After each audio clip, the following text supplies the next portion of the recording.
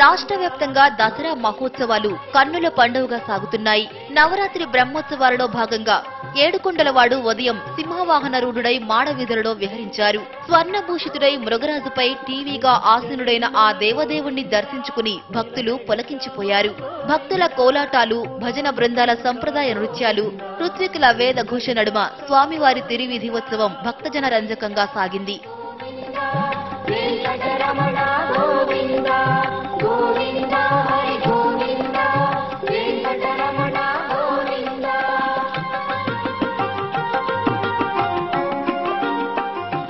సాయంత్రం ఊంజల సేవ జరుగుతుంది.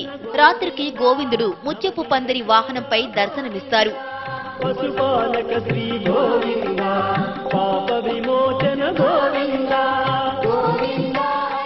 అటు బెజవాడలోని ఇంద్రకీలాద్రిపై దేవి శరన్నవరాత్రి ఉత్సవాలు అత్యంత వైభవంగా సాగుతున్నాయి. రోజుకో రూపంలో దర్శనమిస్తూ భక్తకోటిని అనుగ్రహిస్తున్న దుర్గమ్మ రెండో రోజు వేదమాత గాయత్రి అలంకారంలో కనువిందు చేశారు.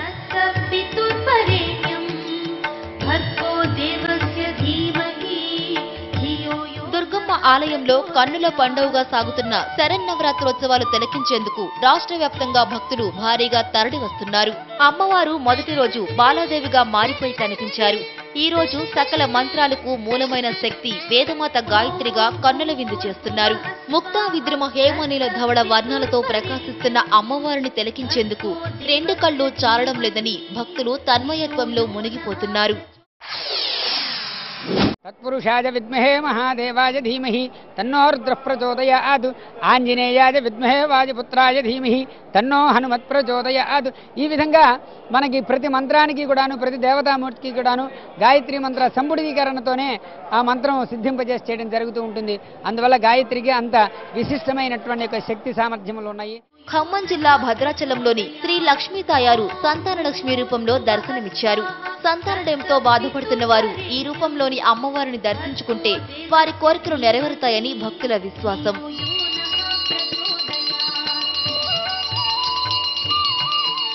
కరీంనగర్ జిల్లా వేములవాడ రాజరాజేశ్వర స్వామి ఆలయంలో పార్వతీదేవి శైలపుత్రి అలంకరణలో దర్శనమిచ్చారు. తరువాత ఉత్సవమూర్తులను అశ్వవాహనంపై పురవీధుల్లో ఊరేగించారు.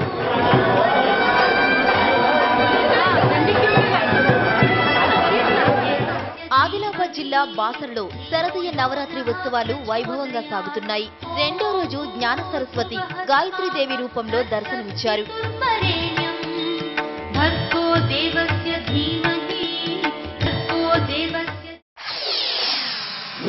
స్వస్తి శ్రీ చాంద్రమాన నందననామ సంవత్సర ఆశ్వజ శుద్ధ ప్రతిపద మొదలు విజయదశమి వరకు శ్రీ శారదీయ నవరాత్రి ఉత్సవాలు శ్రీ జ్ఞాన సరస్వతి దేవాలయంలో అమ్మవారి ఆలయంలో అత్యంత వైభవంగా జరుగుతాయి. ఈ శారదీయ నవరాత్రి ఉత్సవాల్లో భాగంగానే ఈ 9 రోజులు అమ్మవారు వివిధ రూపాల్లో భక్తులకు దర్శనమిస్తారు. మొదటి రోజు బాలాత్రి సుందరి, రెండో రోజు గాయత్రీదేవి, ఈ విధంగా ఒక్కొక్క రోజు ఒక్కొక్క రూపంలో అమ్మవారు దర్శనమిస్తారు.